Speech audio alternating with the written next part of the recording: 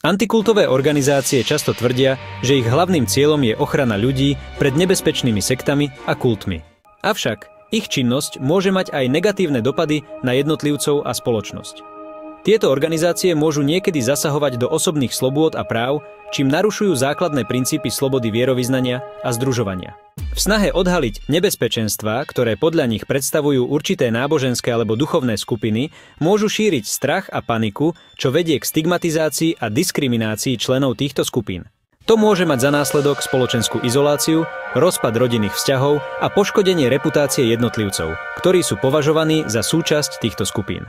Navyše, metódy, ktoré antikultové organizácie používajú, môžu byť v niektorých prípadoch kontroverzné a neetické.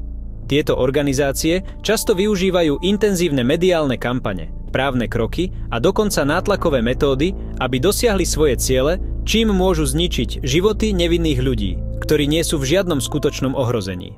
V dôsledku toho môže byť činnosť antikultových organizácií vnímaná ako narušenie osobnej autonómie a ako nástroj spoločenskej kontroly, ktorý zasahuje do slobody jednotlivcov rozhodovať o svojich duchovných alebo náboženských presvedčeniach.